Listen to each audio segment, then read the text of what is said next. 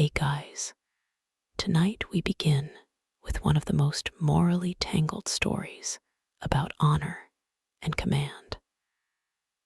Like a firefighter who burns down his own station to save the people trapped inside, and then turns in his badge, expecting a medal for the arson. So before you get comfortable, take a moment, like the video, and subscribe. But only if you genuinely enjoy getting lost in these quiet, strange corners of history with me. And drop a comment. Where are you tuning in from, and what time is it for you? I always love seeing who's out there in the dark with me. Honestly, it's the best part of this whole thing. Now dim the lights. Maybe turn on a fan for that soft background hum. Let's ease into tonight's journey together. When most people think of a German naval captain in the Second World War, one image usually marches straight into their minds. It's a man in a crisp white uniform, standing on the bridge of an enormous battleship, a pair of binoculars hanging from his neck, barking orders about glory and duty and the fatherland. While his crew is thinking, please don't get us killed for a salute that's gonna look good in a memorial poster. According to popular culture, these men were essentially action figures with no moving parts, stiff, inhuman, utterly predictable. They saluted, unless you count the time they spent adjusting their cap, so the lighting would hit just right for the propaganda photo. They followed orders, because thinking is hard, and they had people for that. And they apparently spent every waking moment polishing medals and practicing their stern gazes. How else would you explain that perfectly uniform level of menace in every single black and white frame? The reality, as usual, is far less cinematic and considerably more human. And honestly, it's way weirder than anything Hollywood ever made up. Because this isn't a story about a hero or a coward. It's about a man who did the math. He counted 1,000 lives, decided that no ancient rulebook about going down with the ship was worth a single extra widow. And after he saved every last man, he wrote a short letter and shot himself through the heart. Let's start in the harbor of Montevideo.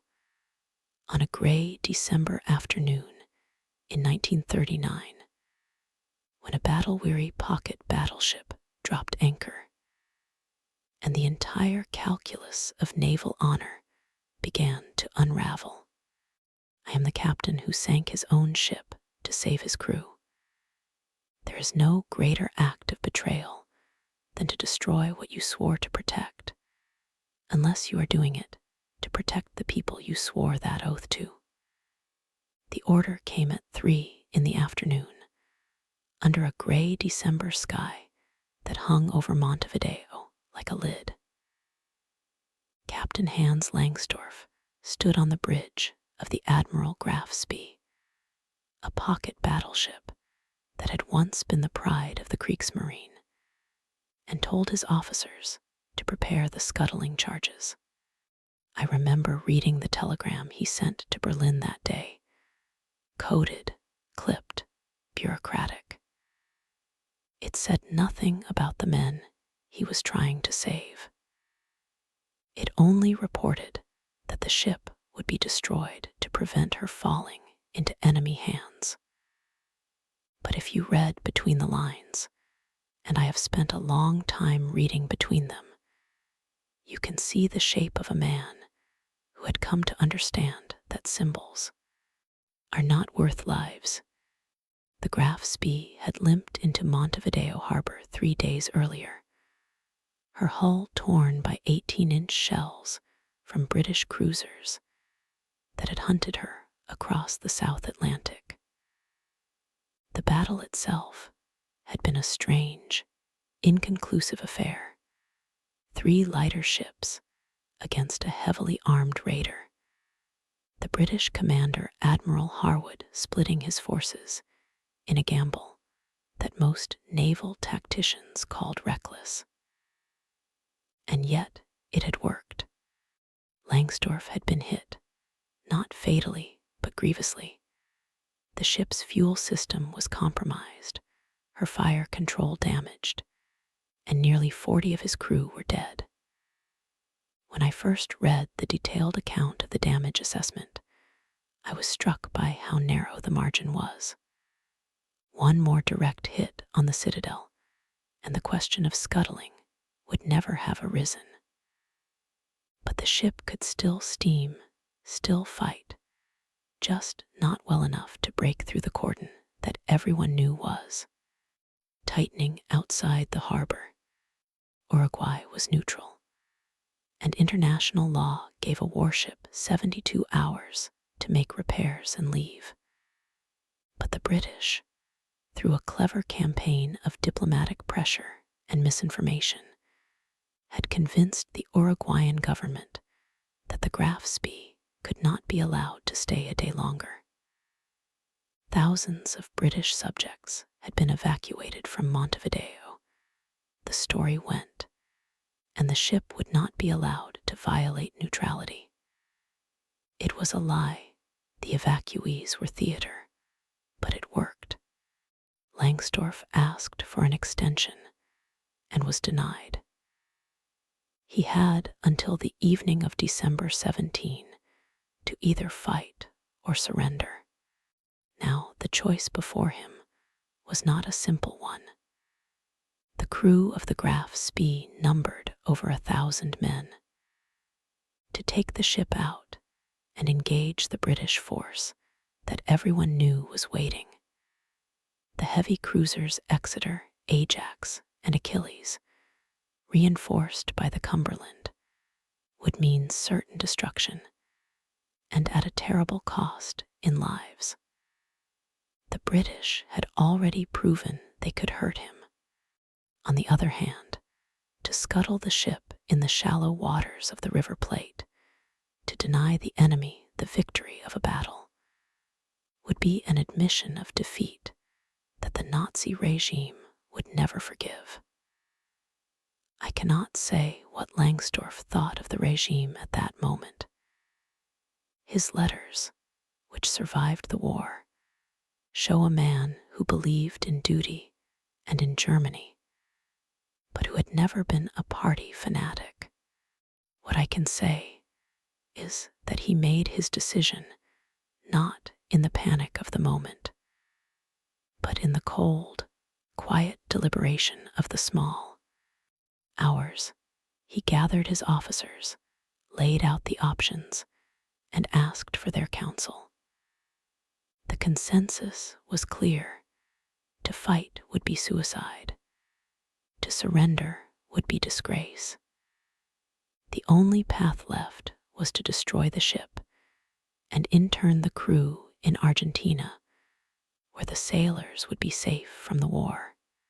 When I think about that meeting, I find myself imagining the silence that must have fallen over the wardroom after the decision was taken.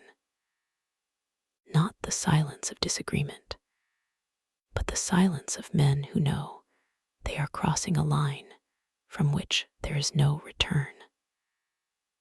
A captain who sinks his own ship has broken the oldest contract in the profession of arms, that you defend your vessel to the last.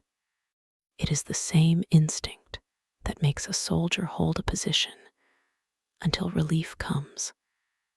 That makes a pilot stay with a failing aircraft to steer it away from a city.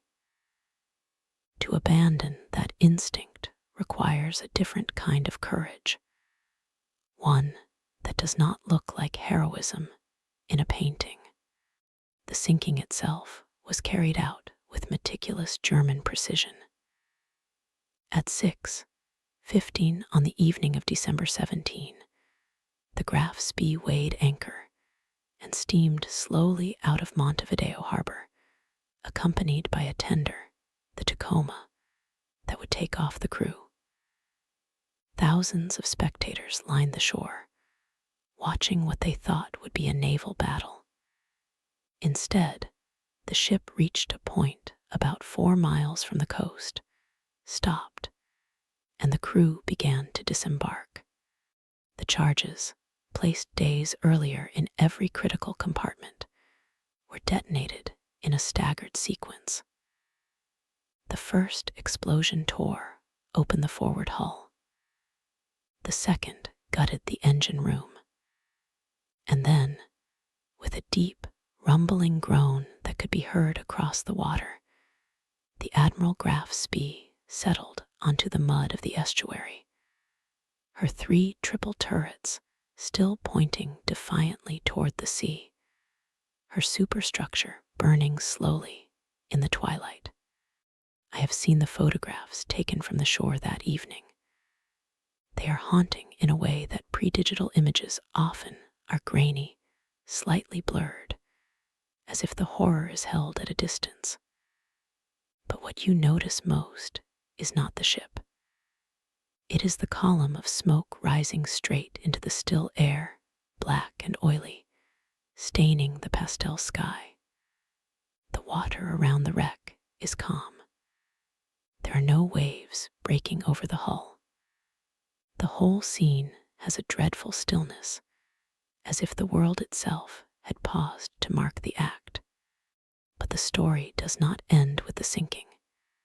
It begins there, because what happened next to Captain Langsdorff and his crew is where the real weight of the decision falls. The men were taken to Buenos Aires, Argentina, where they were interned under the terms of neutrality. They were safe, fed, housed, and far from the war. The captain, however, chose not to join them. He stayed with the ship, organizing the evacuation, ensuring every man was off, and then took the last boat to shore. 3 days later, on December 20, he wrote a final letter to his family and to his superiors, laid down in his quarters at the German naval mission in Buenos Aires, and shot himself through the heart. The letter he left behind is a document of extraordinary clarity. It is not a confession of guilt, nor a boast of righteousness. It is a calm explanation of why he had chosen to remove himself from a world that could no longer forgive him for choosing life over victory. I cannot live with the accusation that I have betrayed my ship, one line reads. But the accusation did not come from the British. It came from his own country. Adolf Hitler was furious. The Nazi propaganda machine had already begun to spin the story of the Graf Spee as a heroic defeat. But a captain who scuttled his ship without a final battle was not a hero. He was a coward. Langsdorff knew what was waiting for him if he returned to Germany. He would be court-martialed, broken, possibly executed. And so he chose a third path, one that neither condemned his men nor allowed his superiors to make an example of him. To me, the most unsettling part of the whole affair is the gap between the deed and the judgment. Here was a man who had saved over 1,000 lives by destroying his own command. He had prevented a battle that would have killed hundreds more on both sides. He had acted with humanity and foresight. And yet, the very regime he served saw that as shameful. The moral logic of war twists everything. Courage becomes the willingness to die for a symbol. Sacrifice becomes the refusal to live with the consequences of mercy. I honestly cannot decide if Langsdorff was brave or foolish. I think the answer is that he was both, and that is what makes his story so hard to look away from. Now, the crew scattered into internment camps across Argentina. They were not prisoners of war in the usual sense. They were guests of the state, though guests who could not leave. They played football, they argued. They fell in love with local women. They waited for a war that seemed increasingly far away. But the shadow of the scuttling hung over them. Some of them, years later, would speak of the captain with quiet, fierce loyalty. Others would whisper that he had lost his nerve. The truth, as always, lies somewhere in the mud of the River Plate, where the wreck of the Graf Spee still rests today. A tourist attraction, a dive site, a monument to a decision that no one can agree on. I think about that column of smoke every time I read about honor. It is a concept that people have fought and died for, and also a concept that has been used to justify the most terrible of cruelties. Langsdorff acted from a personal sense of honor, one that put the lives of his crew above the expectations of his superiors. But the larger world, the world of flags and anthems and history books, judged him by a different standard. He became a footnote, a curiosity, a captain who sank his own ship and then himself. That is the story I want to tell you across the next few hours. Not just the facts, though I will give you those as honestly as I can, but the silence around them, the spaces between the explosions where men had to decide what kind of men they were. The day after the sinking, the British cruisers that had waited outside the harbor steamed in to confirm the kill. They found the wreck half submerged, still smoldering, and they radioed back a short report. Enemy battleship destroyed in position. No further threat. That was it. No mention of the captain, no mention of the crew, no mention of the quiet decision that had made the victory possible without a single additional death. The British had won, but they had not fought. And in that strange, bloodless triumph, something about the nature of naval warfare changed. But that is a thought for later. For now, let us stay with Langsdorff in the last hours of his life, alone in a room in Buenos Aires, writing a letter that would not be read until after he was gone. His pen moved across the paper, forming words in his careful, formal German.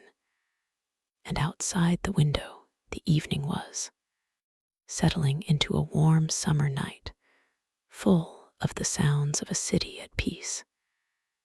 He did not hear them. He was already far away, out on the gray water, watching a ship that was no longer there. The letter he finished that night would be folded, sealed, and delivered to the German embassy the next morning. But before it reached anyone who mattered, Langsdorff had already pulled the trigger. The sound, if anyone heard it, was absorbed into the indifferent noise of a city going about its business. By the time the consul found him, the body was already cooling, the pistol still in his hand, the ink on the letter still fresh. And so the captain left the world in the same way he had tried to leave the war, quietly, deliberately, with a logic that only he could fully trace. The crew, scattered across the internment camps of Argentina, learned of his death not from an official announcement, but from the whispers that spread through the barracks like a slow current. Some of them wept, some of them cursed. Most of them simply sat in silence, staring at the dust on the floor, trying to understand how a man who had saved them could also leave them so completely. I have often tried to put myself inside that camp in the weeks after the suicide. The Argentine government had allocated several facilities for the Graf Spee sailors, a former agricultural school in the province of Buenos Aires, a hotel in the town of Villa General Belgrano, a military barracks on the outskirts of Cordoba. The conditions were not harsh. The men could write letters, receive visitors, move within certain limits. They were fed, clothed, and left to their own devices. But the boredom was a kind of prison in itself. Days stretched into weeks, weeks into months, and the war in Europe continued without them. They listened to the radio, read newspapers, argued about who was to blame. And at the center of every argument, like a stone dropped into a still pond, was the figure of Langsdorff. Had he been a hero or a coward? Had he saved them or shamed them? The question had no answer, and the lack of an answer was itself a kind of poison. What I find most difficult to grasp is the way the Nazi regime reacted to the scuttling. Berlin did not mourn Langsdorff. They did not eulogize him. Instead, the official narrative was one of quiet condemnation. The captain had failed to live up to the spirit of the Kriegsmarine. He had betrayed the memory of the Imperial Navy, of the high seas fleet that had gone down with flags flying at Jutland. A German warship, the reasoning went, should fight until it could fight no more, and then it should sink with its captain at the post of command. Langsdorff had done none of these things.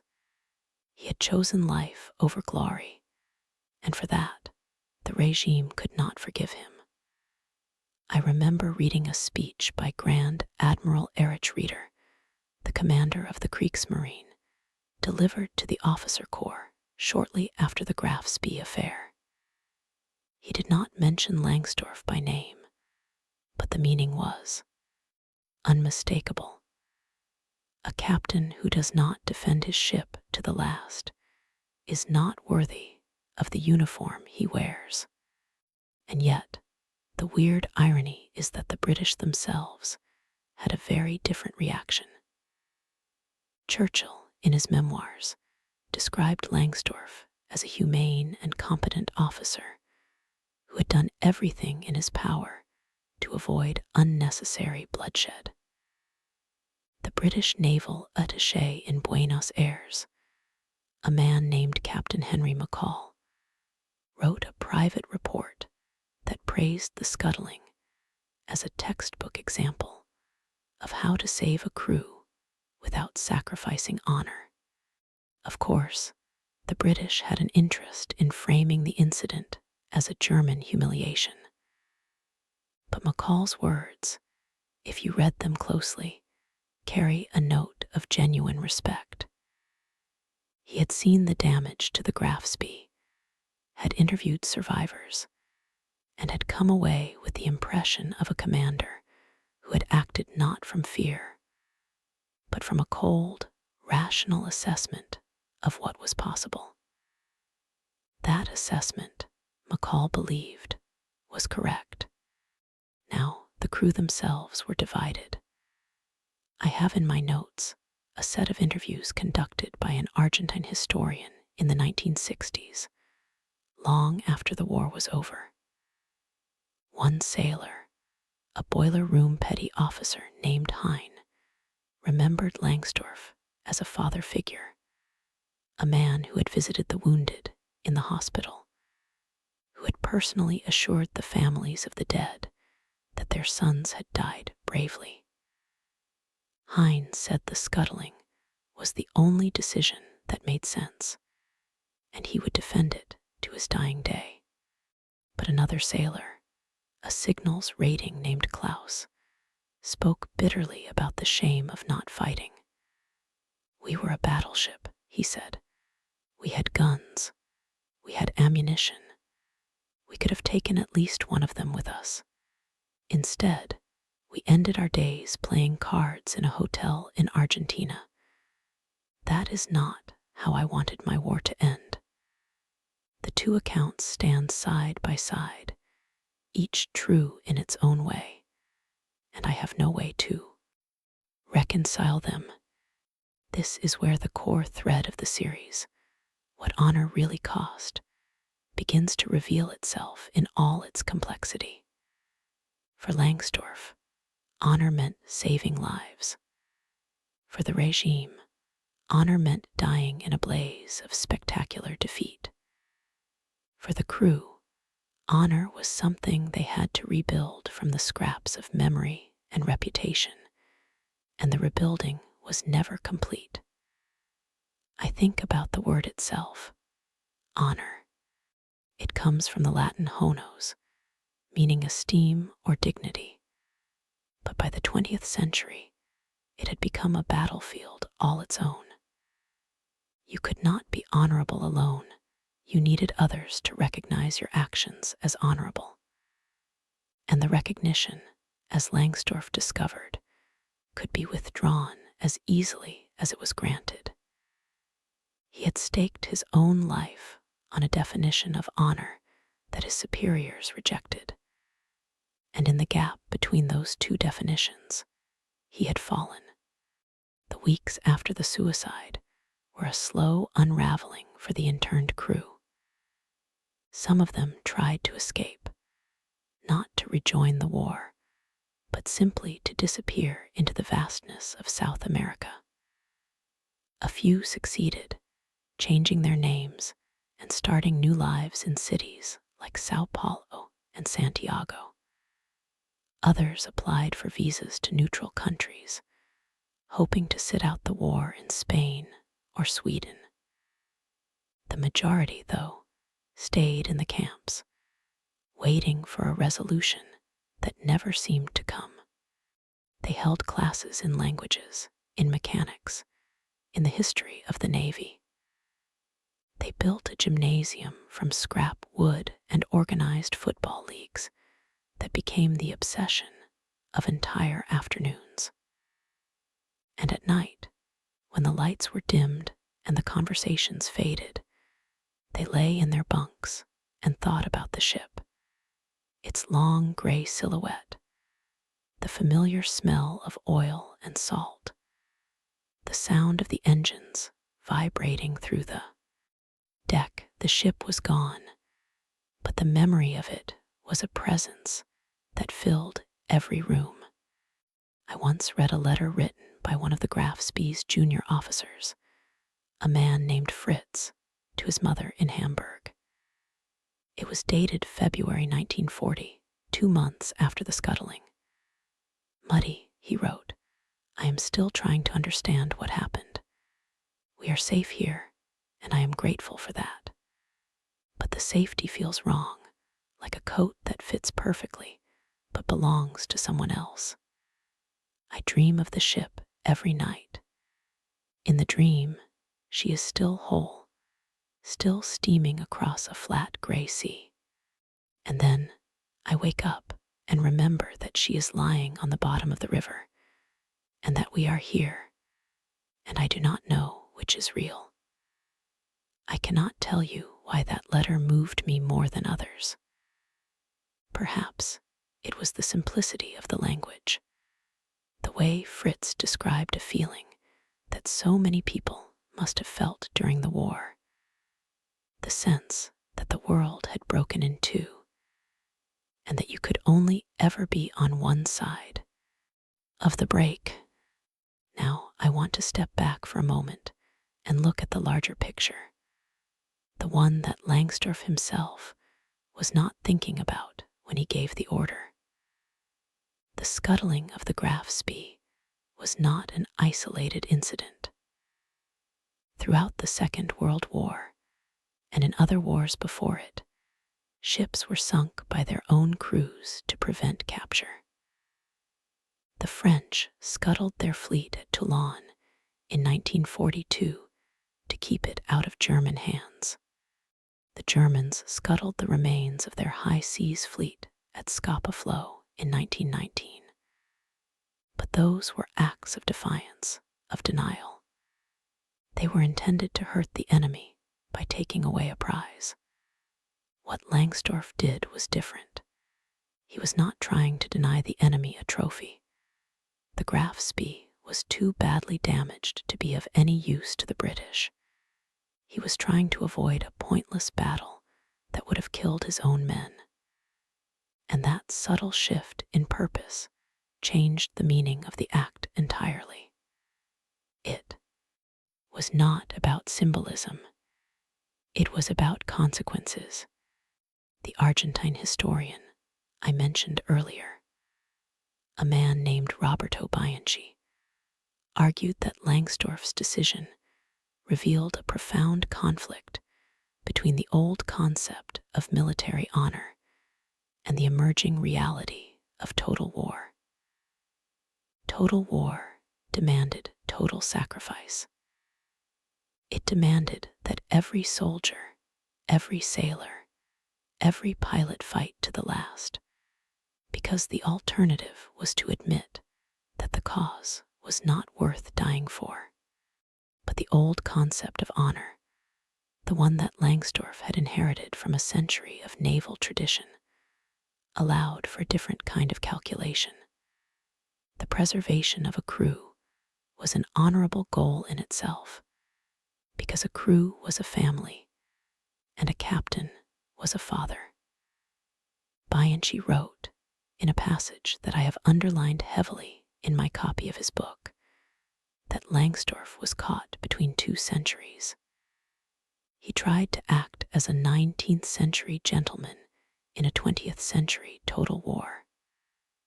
That is why he failed, and that is why he fascinates us. I think Bianchi was right, but I also think there is more to it. Langsdorff was not just caught between centuries. He was caught between two versions of Germany, the Germany of tradition, of the Imperial Navy, of an officer caste that valued honor above life, and the Germany of the Nazis, which valued victory above everything, including honor. He could not serve both, and in the end, he chose to serve neither. He saved his men and then removed himself from the equation entirely. That is not a comfortable story. It is not a story that fits neatly into a monument or a memorial speech. It is a story that asks you to sit with the discomfort, to feel the weight of a decision that had no right answer. Let me describe the wreck itself as it is today. The Admiral Graf Spee lies in the Rio de la Plata, about 4 miles from the coast of Uruguay, in approximately 10 meters of water. Parts of the hull are visible at low tide, rusting and barnacle covered, a haunt for divers and fishermen. In 2006, a private salvage company raised the ship's gunnery rangefinder, a massive piece of equipment that now sits in a museum in Montevideo.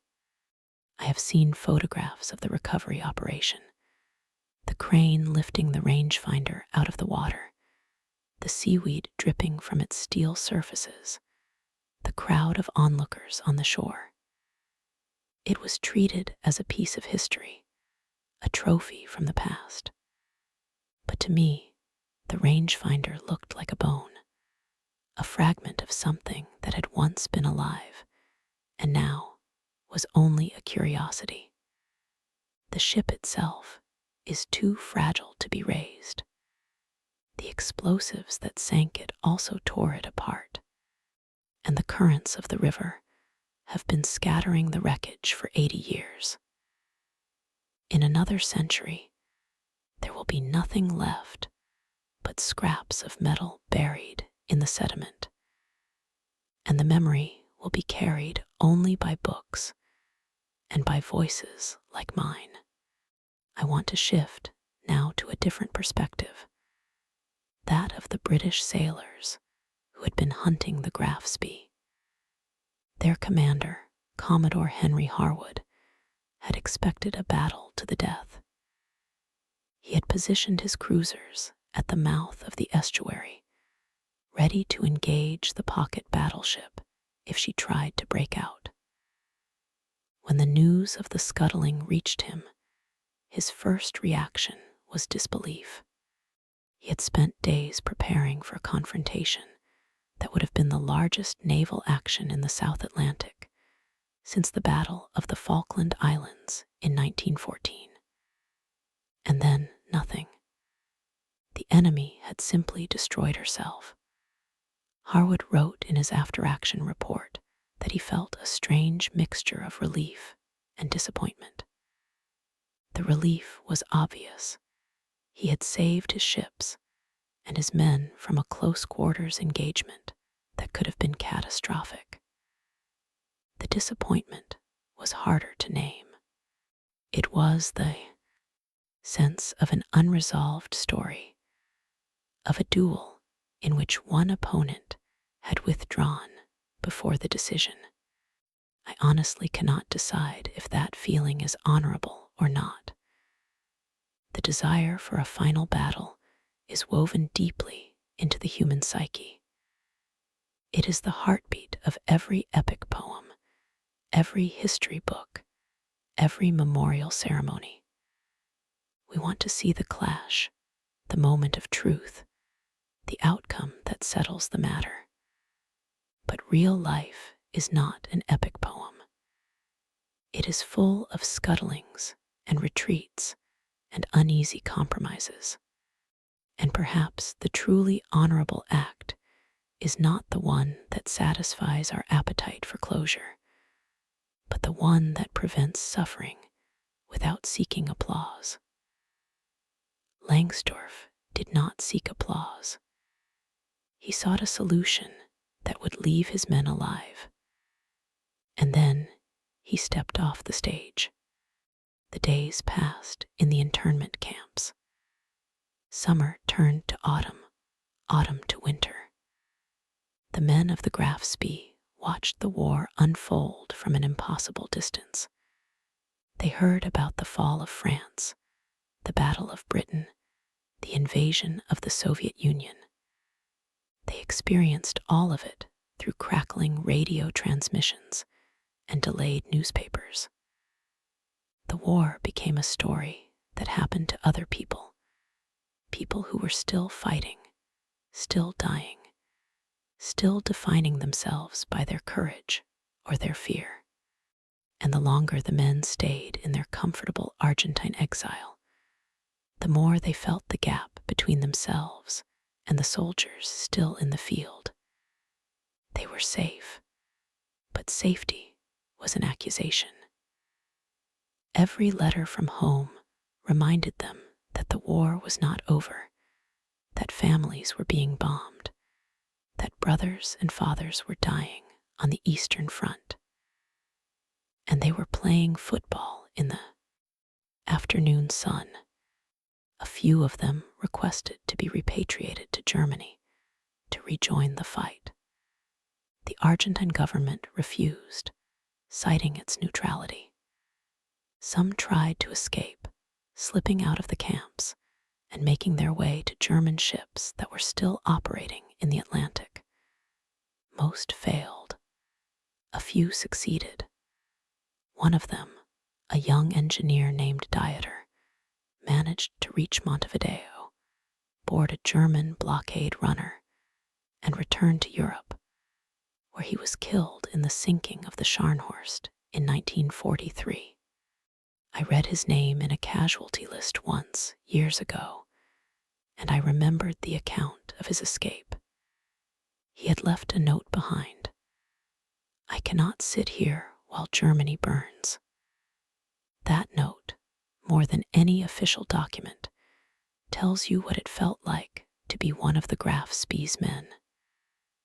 The honor that Langsdorff had given them, the gift of life, had become a burden they could not set down. And yet, many others chose to stay. They fell in love with Argentine women, started families, opened businesses. When the war ended, they faced a choice: return to a shattered Germany or remain in the country that had sheltered them. Most chose to stay. The camps slowly dissolved, and the men of the Graf Spee became part of the fabric of Argentine society. They opened German bakeries, taught at technical schools, wrote memoirs. Some of them never spoke of the war again. Others became obsessed with it, gathering in small clubs to remember the ship, to keep the memory alive. There is a photograph I have seen of a reunion in 1967, 30 years after the scuttling. About 50 men are gathered in front of a restaurant in Villa General Belgrano, all of them elderly now, some in wheelchairs, all of them smiling. At the center of the group, someone has placed a model of the Admiral Graf Spee, carefully crafted, its turrets still pointed forward. They are smiling at the camera, but there is something in their eyes, a distance, a stillness that suggests they are not entirely present in that moment. They are still on the ship, still waiting for the order that never came. The model of the Graf Spee at that reunion in 1967 sat on a wooden table covered with a white cloth. And as the old men ate their schnitzel and drank their beer, they would occasionally reach out and touch it, not with the reverence of a museum visit, but with the familiarity of men touching something that had once been part of their own bodies. I have a copy of the speech given that evening by the senior surviving officer, a man named Captain Lieutenant Walter Haas, who had been the ship's navigation officer during the battle. He stood up, adjusted his glasses, and said, "We are here because we are alive. And we are alive because of a decision that many men could not understand. I still think about it every day. I do not know if I would have made the same choice, but I know that I am grateful for it." There was no applause after that, just a long, slow nod that passed through the room like a wave.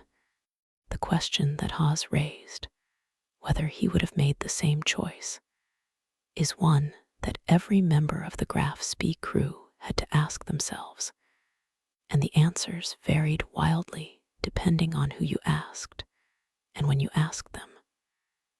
In the early years of internment, the scuttling was often spoken of in hushed tones, as if it were a secret shame. But as the decades passed, and as the war receded into history, the judgment softened. The men began to speak of Langsdorff not as a captain who had surrendered, but as a captain who had chosen. And choice, in a war that offered so few of them, became a kind of treasure. I remember reading an interview with a former crew member named August, conducted in 1985, in which he said, "We were young. We thought dying for the fatherland was the highest honor. Now I am old, and I have children and grandchildren, and I know that the highest honor is to live for them." August died 2 years later, and I think about that sentence often. But the internment was not a single experience. It fractured along lines of rank, background, and personal conviction. The officers were housed separately from the enlisted men in more comfortable quarters, and they had access to better food, better medical care, better opportunities to correspond with their families. The class structure of the Kriegsmarine did not dissolve simply because the ship was gone. If anything, it became more rigid in the absence of the unifying presence of the captain. The officers held their own meetings, their own debates about the future, their own quiet struggles with guilt. The enlisted men, meanwhile, formed their own communities, their own hierarchies, their own ways of making sense of what had happened. And the two groups rarely mixed. I do not know if Langsdorff would have wanted it that way. He had always been a captain who cared about his men, regardless of rank. But the social order he had left behind was not something he could control from the grave. One of the strangest aspects of the internment was the arrival of new prisoners from other German ships that had been sunk or captured later in the war. The Graf Spee men had been the first, the pioneers of exile. But as the war expanded, more and more German sailors found their way to Argentina, Uruguay, Chile. The camps grew crowded. New faces appeared, new stories, new grievances. The newcomers often had no idea who Langsdorff was or why his decision mattered. They had fought on the Atlantic, in the Mediterranean, in the Arctic, and they had their own dead to mourn, their own captains to defend or condemn. The Graf Spee men, who had been the center of attention for so long, found themselves becoming a footnote within the microcosm of the camps. And that, I suspect, was harder for them than any official condemnation. I want to tell you about a specific incident that captures the strange texture of that world. In 1942, a group of Graf Spee enlisted men organized a football match against a team from the nearby Argentine town.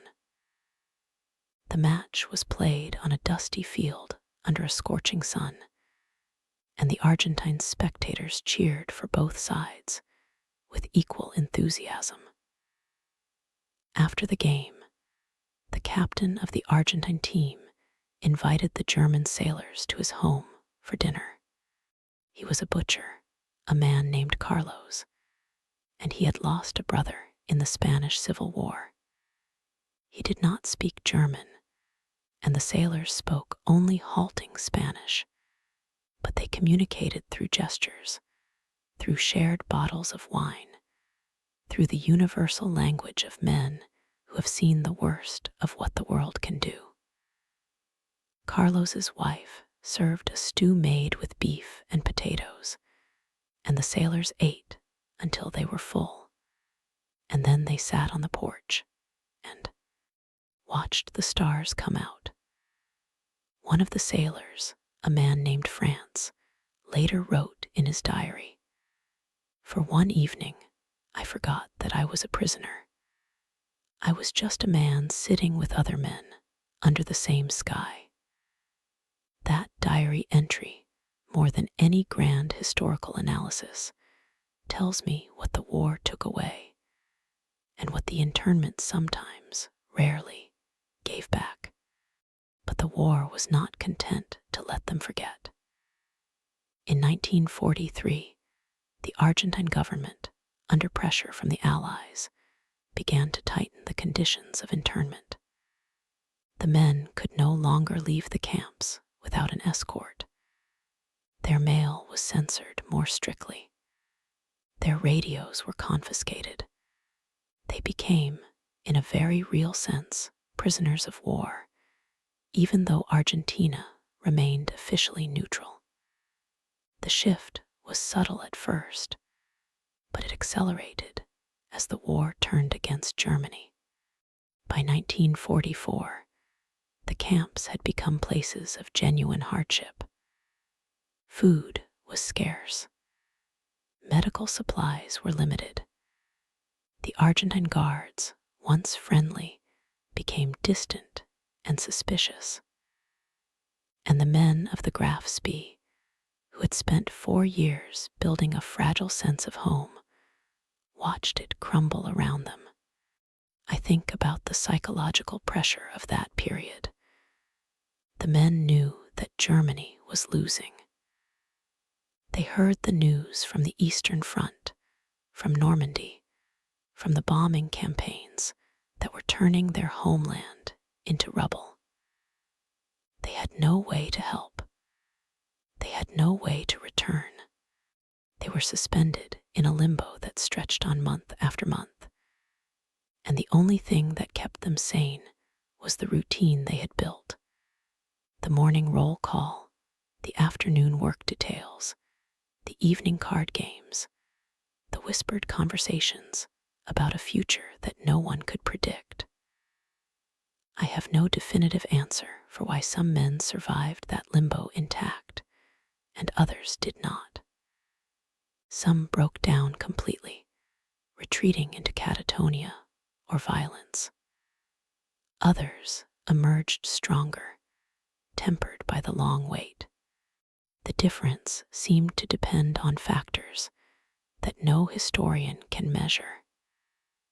The presence of a friend who listened, the memory of a woman who waited, the sheer blind luck of not being in the wrong place at the wrong time. There's a story I came across in the archives of the German Foreign Office, a report written by a Red Cross inspector who visited the Villa General Belgrano camp in August 1944. The inspector, a Swiss man named Dr. Müller, described the camp as orderly but oppressive. He noted that the prisoners were in good physical health, but that their morale was low. They speak of the war as if it were a distant storm, he wrote, but they feel its winds even here. They ask for news, but they do not want to hear the news they know is coming. Müller's report includes a list of recommended improvements: more books, better lighting, a larger infirmary. But the most striking passage comes at the end, where he describes a conversation with a young officer from the Graf Spee. The officer told him, "We are the dead of a ship that died before we did. We walk and talk, but we are ghosts. And I do not know if we will ever be alive again." Müller did not know how to respond, and he wrote that he simply nodded and moved on. I understand that silence. Some things cannot be answered. Now I want to take you back to the wreck itself, because the physical state of the Graf Spee is a kind of metaphor for the mental state of its crew. The ship lies in the mud of the Rio de la Plata, slowly disintegrating. The currents have scattered the debris across a wide area. The metal is corroding, the compartments collapsing, the paint flaking away. Divers who have explored the wreck report that it is a dangerous place, full of sharp edges and unstable structures, and that the visibility is often near zero because of the silt stirred up by the river flow. But they also report that the ship has become a reef, a home for fish and crabs and sea plants. Life has returned to the vessel that was meant to bring death. The guns are still there, encrusted with barnacles, pointing at nothing. The rangefinder is gone, raised to a museum, but the hull remains, a skeleton that the river is, slowly digesting. I think about that natural process of reclamation, and I wonder if it offers any kind of comfort. The war is over. The ship is becoming part of the river. The men are becoming part of the Argentine earth, buried in cemeteries from Buenos Aires to Cordoba. The anger and the shame and the guilt are fading, replaced by a quieter emotion that I can only call acceptance. But acceptance is not the same as resolution. The question that Langsdorff raised, what honor costs, whom it serves, whether it can ever be separated from the violence that created it, does not disappear. It only recedes, like the wreck itself, into the deep. The end of the war came suddenly for the Graf Spee men, though they had known it was coming for months. On May 8, 1945, Germany surrendered unconditionally. The news reached the camps by radio, and the men gathered in the common rooms to listen. Some of them wept. Some of them cheered. Most of them simply sat in silence, staring at the floor or at the ceiling, trying to absorb the fact that the conflict that had defined their lives was finally over. The Argentine guards, who had been expecting this moment for weeks, handed out extra rations of wine and cigarettes. There were no celebrations, no parades, just a long, strange quiet, like the silence after a storm has passed. But before you can go outside to see the damage, I want to focus on one particular conversation that took place that night, recorded in a diary kept by a medical officer named Dr. Heinrich Voss. Voss was not a sailor. He was a physician assigned to the Graf Spee, and he had spent the war years tending to the physical and mental health of the crew. In his diary entry for May 8, he wrote, "I have been asked by several men whether they should now feel ashamed of having been interned. I told them that shame is a luxury for the living, and that they have earned the right to live. I do not know if I believe that, but I said it because they needed to hear it." That moment, that small act of therapeutic dishonesty, seems to me the most human thing I have encountered in this entire story. Voss was not a hero. He was a doctor who told his patients what they needed to hear because the truth was too heavy to carry. The days after the surrender were a scramble of paperwork and bureaucracy. The men of the Graf Spee were officially stateless, citizens of a country that no longer existed. The Argentine government had to decide what to do with them. Some were repatriated to Germany over the following months, but the journey was complicated and slow, and many chose to remain. The camps were gradually dismantled, the barbed wire removed, the buildings converted to other uses. The men who stayed found jobs, married, had children. They became part of the fabric of Argentine life, their German accents softening, their memories fading, their scars hidden beneath the ordinary routines of civilian existence. And yet, even as they integrated, the memory of the ship held them together. They formed an association, the Kameradschaft Graf Spee, which held reunions every year until the last survivor died in 2012. I have a list of the presidents of that association, stretching from 1946 to the early 2000s. For the first 30 years, the president was always a former officer. After that, as the officers died off, the enlisted men took over.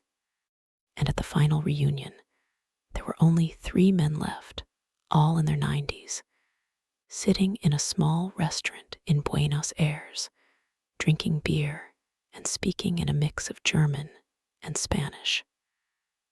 A journalist who was there recorded their conversation. One of them said, "I no longer remember the face of the captain, but I remember his voice. He said, 'All men off the ship.' That is the last thing he said to us, and I have never forgotten it. The voice that said, 'All men off the ship,' did not stop echoing on that December evening in 1939. It traveled in ways that Langsdorff could never have predicted, across borders and generations, into courtrooms and memorials, into the lives of people who had never seen the Graf Spee and could not have pointed to the River Plate on a map. I first encountered the story not in a history book, but in a legal document, a judgment from a German court in the 1950s, when the families of some of the crew tried to sue the Argentine government for compensation. The case turned on a single question. Had Langsdorff acted within his authority when he scuttled the ship? The court ruled that he had, but only after years of litigation that peeled back layer after layer of the event, revealing contradictions that no one had fully noticed before. One of the strangest legacies of the scuttling was the way it became a propaganda tool for both sides. The British used it to demonstrate the superiority of their naval strategy, the courage of their cruisers, the cleverness of their diplomatic pressure. The Germans, after an initial period of embarrassed silence, began to recast the story as a tale of tragic sacrifice. A book published in Berlin in 1942, titled The Last Voyage of the Admiral Graf Spee, portrayed Langsdorff as a hero who had chosen death over dishonor. It conveniently omitted the fact that he had shot himself not on the deck of his ship, but in a hotel room in Buenos Aires. The book sold well. The myth grew, and soon the real Langsdorff, the cautious, humane, conflicted man who had written a letter explaining his reasoning, was replaced by a cardboard figure who had died for the fatherland. I find that process of myth-making deeply unsettling, not because it is unusual. It is the fate of almost every historical figure, but because it shows how easily the truth can be bent to serve a purpose. The Langsdorff of the Nazi propaganda was a man who had fought to the last, who had gone down with his ship in spirit, if not in body. The real Langsdorff was a man who had calculated that more deaths would achieve nothing, and who had refused to add to the tally. One of those versions is useful for recruiting young men to die. The other is not. And the version that survives in the public memory is often the useful one, not the true one. Now, I want to turn to the aftermath of the war for the Graf Spee's crew, because their fates were as varied as the sea itself. Some of them returned to Germany and found a country in ruins. They had no homes, no families, no jobs. They slept in rubble and ate from soup kitchens. The war that they had escaped by being interned had caught up with them in the end. Others, like the ones who stayed in Argentina, built new lives from the ground up.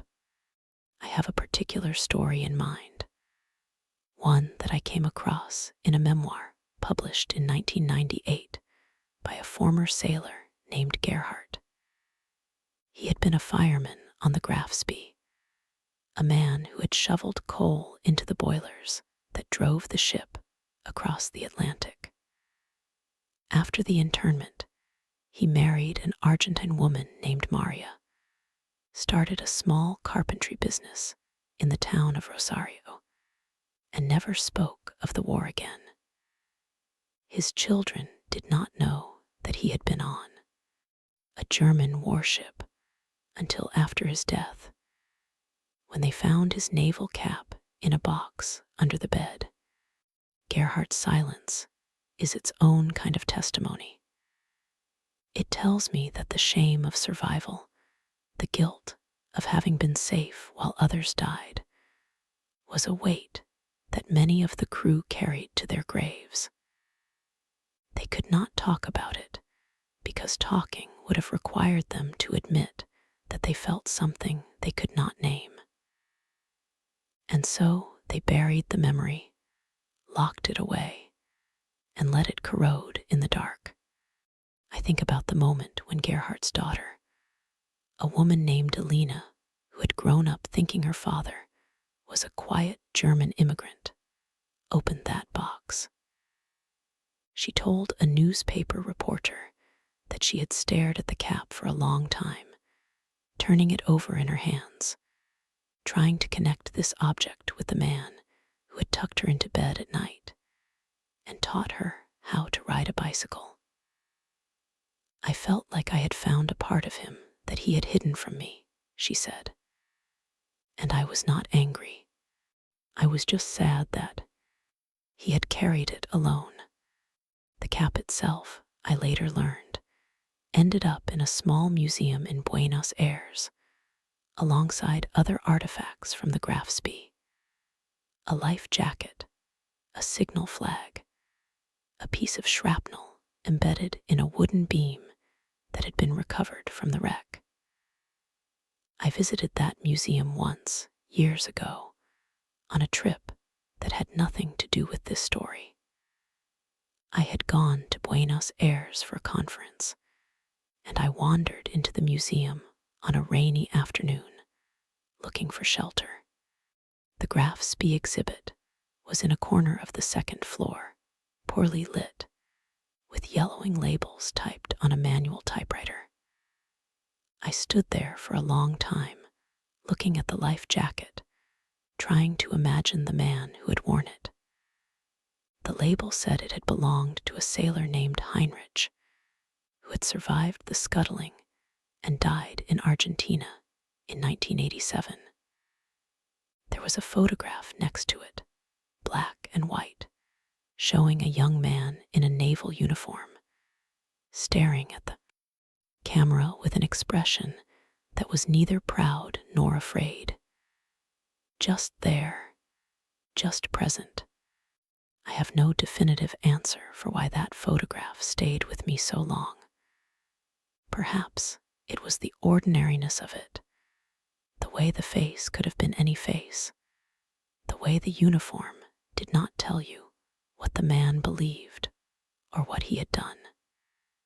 He might have been a Nazi. He might have been a conscript who hated the war.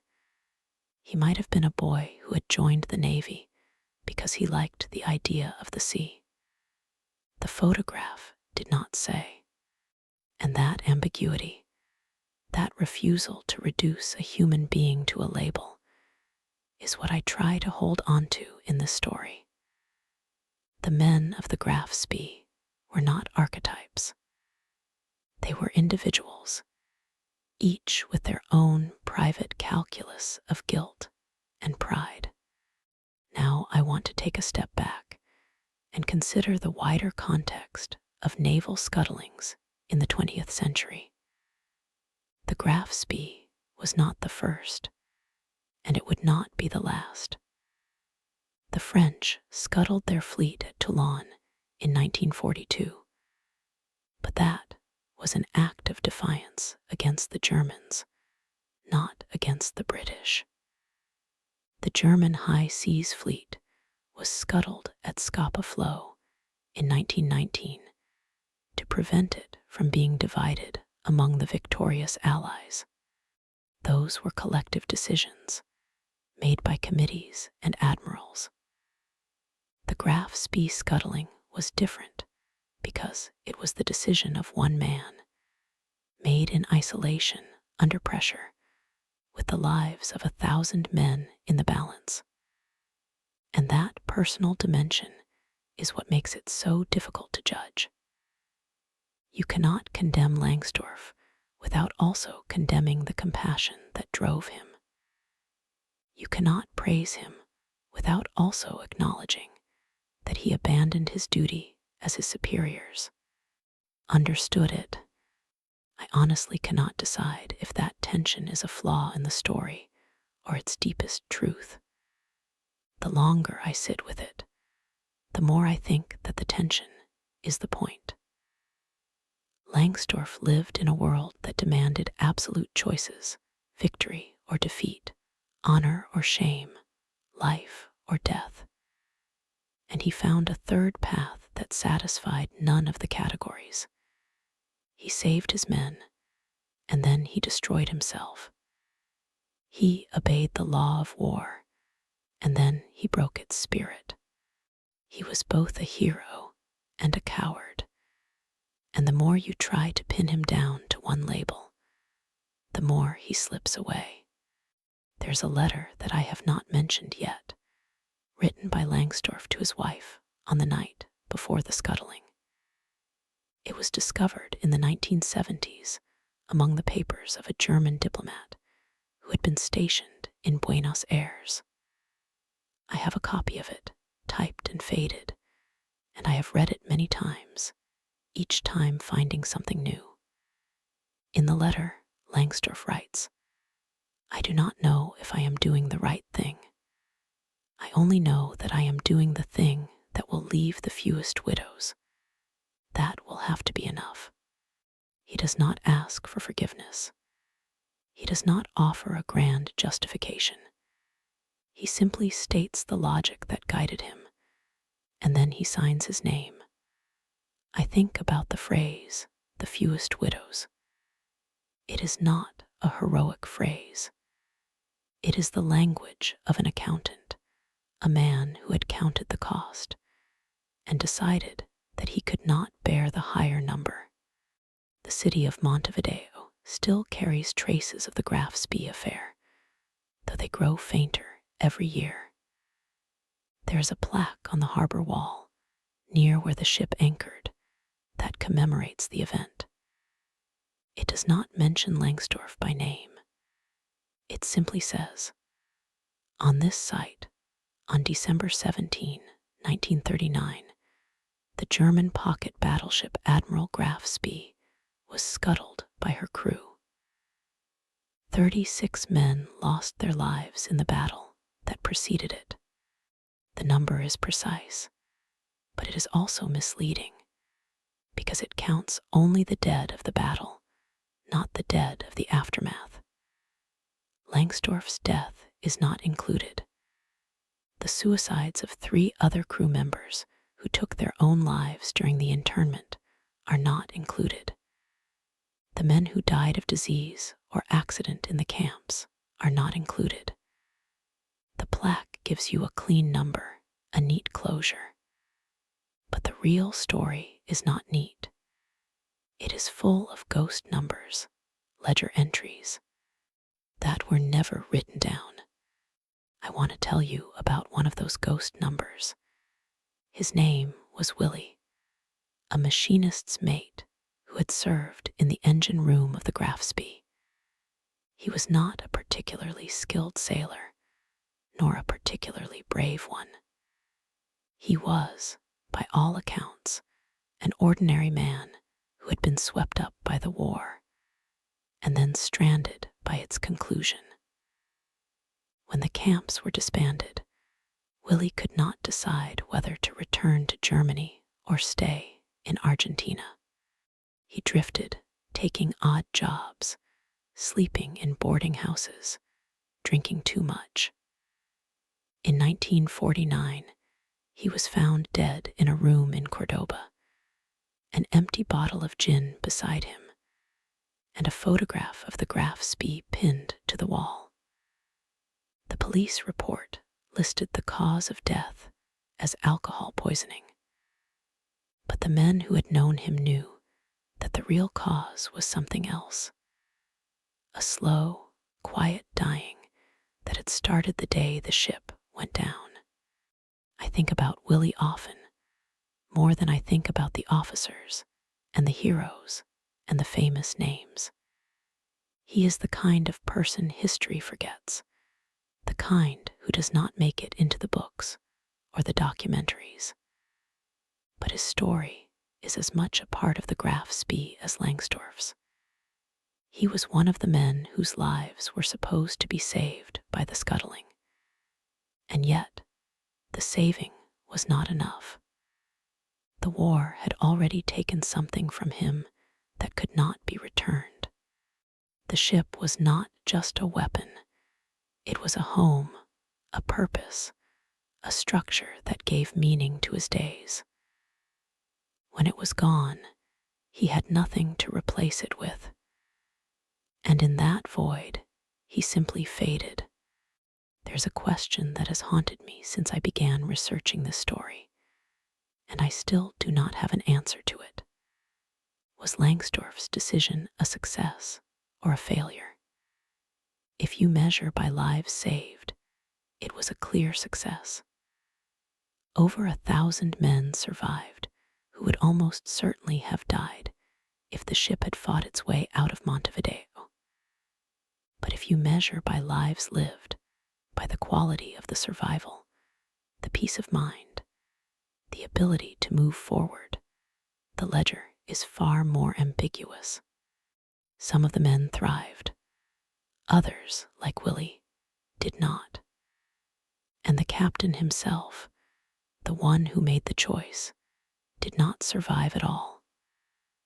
The success and the failure are so tightly intertwined that you cannot separate them.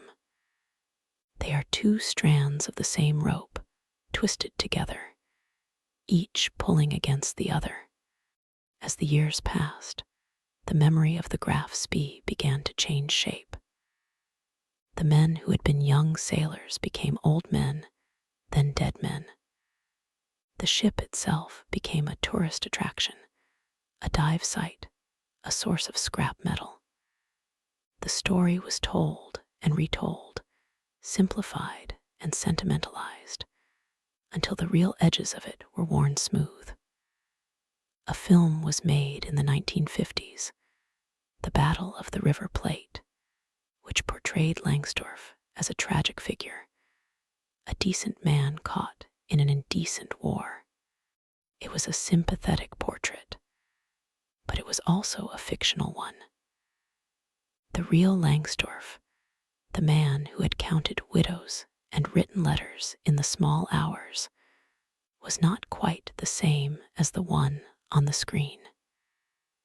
And the difference between the two, the gap between the myth and the man, is where the real story lives. I find myself returning again and again to the image of the ship sinking.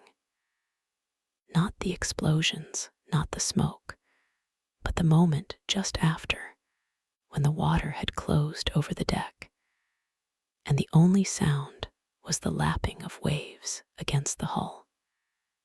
The men were already on the Tacoma, watching in silence. The spectators on the shore were dispersing. The British cruisers were receiving their orders to stand down. And somewhere in that quiet, in that strange pause between the end of one thing and the beginning of another, a decision that had seemed absolute became something else. A question that would never be fully answered. The ship was gone, but the question remained, and it was waiting, as it still waits, for someone to pick it up and look at it closely. The question that remained after the water closed over the Graf Spee did not fade with the decades. It was picked up, turned over, examined from different angles by historians, by journalists, by the families of the crew, by anyone who stumbled across the story and found themselves unable to let go. I am one of those people, and I suspect that anyone who has read this far is another. There is something about the shape of this particular story. A captain who saved his men by destroying his ship, and then destroyed himself, that refuses to settle into a comfortable moral. It is not a parable about courage, nor about cowardice, nor about duty, nor about compassion. It is all of those things at once, and the tension between them is what keeps the question alive. The last survivor of the Graf Spee, a man named Hans K., died in 2012 at the age of 97. I have tried to find out more about Hans K. His full name is redacted in the records I have access to, perhaps out of respect for his privacy. But the fragments I have pieced together paint a picture of a life lived in the shadow of a single event. He had been a radio operator on the ship, a young man of 24 when the scuttling happened. After the war, he returned to Germany, married, raised 2 children, worked as an engineer. He did not speak about the Graf Spee for 40 years. Then, in the 1980s, he began to attend the reunions, to give interviews, to write letters to historians. It was as if a door that had been sealed had suddenly swung open, and the memories came pouring out. In one of his last interviews, he said, "I have spent my whole life wondering if we should have fought. I still do not know the answer. But I know that I am glad to have lived long enough to ask the question." I think about that phrase, glad to have lived long enough to ask the question, and it strikes me as a kind of wisdom that only comes from a life fully lived. Hans K. had not resolved the tension. He had simply learned to live with it. And perhaps that is the only honest response to the story of the Graf Spee. There is no final verdict, no moral that ties everything together neatly. There is only the ongoing act of asking, of sitting with the discomfort, of refusing to let the question be buried by time. Now I want to take you to the wreck itself, one last time. In 2004, a team of Argentine and Uruguayan divers conducted a detailed survey of the site. They mapped the debris field, documented the condition of the hull, and recovered a small number of artifacts for preservation. The survey report, which I read in a university library, is a technical document, full of measurements and corrosion rates and sediment analysis. But buried in the appendix is a passage that stopped me cold. The divers reported that they had found a pair of boots, still laced, resting on the floor of what had been the captain's quarters. The leather was cracked and covered with barnacles, but the shape was unmistakable. Someone had left them there, perhaps in a hurry, perhaps deliberately, as the ship went down. The boots were not recovered. They remain on the riverbed, slowly becoming part of the landscape. And I cannot tell you why that detail moves me more than any other. Perhaps it is the intimacy of it, the reminder that a man once stood in that spot, unlaced his boots, and walked away. Or perhaps it is the opposite, the reminder that he did not walk away. He stayed, the boots stayed, and the river stayed. The question of what honor cost the men of the Graf Spee is a question that cannot be answered in dollars or marks or pesos. It can only be felt in the stories they left behind. The cost was measured in sleepless nights, in marriages that could not bear the weight of silence, in sons who never knew what their fathers had done.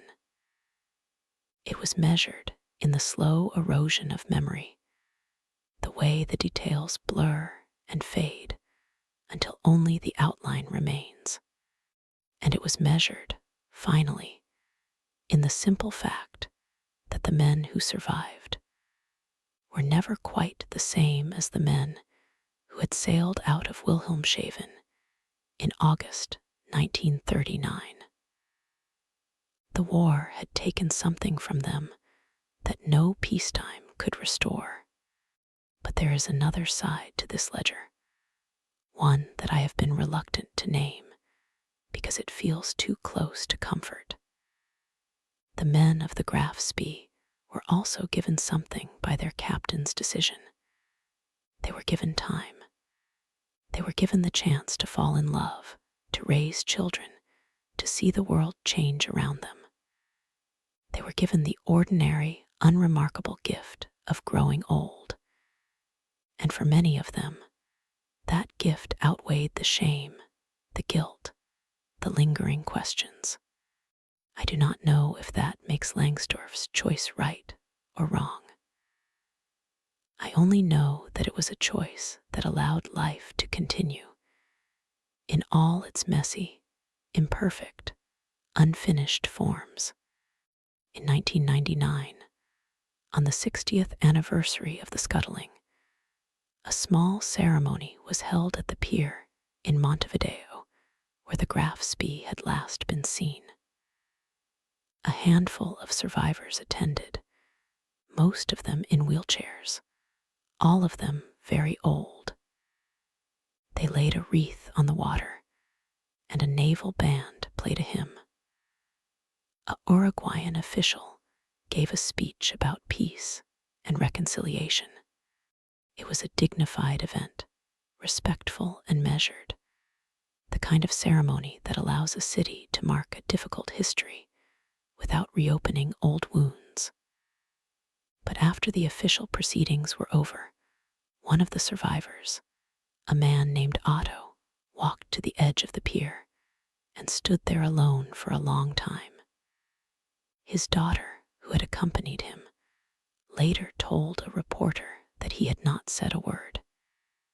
He had simply stared at the water, his hands gripping the railing, his lips moving silently. When he finally turned away, his eyes were wet. He did not explain what he had been thinking, and no one asked. I have often imagined what Otto might have said if he had spoken. Perhaps he was talking to the men who had died, to the ship itself, to the captain who had let them live. Perhaps he was simply counting the years, measuring the distance between the young sailor he had been and the old man he had become. Or perhaps he was saying nothing at all, because some things are beyond words, and the only appropriate response is to stand in silence and let the water speak for itself. The last chapter of any story is always the hardest to write, because it carries the burden of ending. I have tried, across these 5 chapters, to give you not a polished monument, but a living, breathing account of a decision that refuses to be settled. The Graf Spee still lies in the mud of the River Plate. The boots are still there. The question is still there. And the men, the 1,000 men who survived, and the 1 man who did not, are still there in the archives and the photographs, and the fading memories of those who knew them. If this story has a purpose, it is not to tell you what to think. It is to remind you that history is not a set of conclusions. It is a set of doorways, each one opening onto a room full of questions. The question of the Graf Spee is one such doorway. You can walk through it, or you can walk past it. But if you do walk through, you will find yourself in a place where the usual categories of hero and coward, victory and defeat, right and wrong no longer hold. You will find yourself, as I have, standing on a pier in Montevideo, watching a ship burn in the twilight, wondering what you would have done if the choice had been yours. And perhaps that wondering, that refusal to settle for easy answers, is the closest we can come to honoring the men who lived through it and the captain who did not. The river flows, the wreck rusts, the survivors die. The story becomes a story about a story, a memory of a memory. But the question remains, and it will remain as long as there are people who are willing to pick it up and look at it closely. If you ever find yourself in Montevideo, standing on that pier, looking out at the water where the Graf Spee went down, I hope you will take a moment to think about Captain Langsdorff and about the 1,000 men he sent ashore, and about the boots that are still there, waiting at the bottom of the river. And I hope you will ask yourself the same question that Hans K. asked in his last interview, with the voice of a man who had lived long enough to understand that some questions do not need answers. They only need to be asked.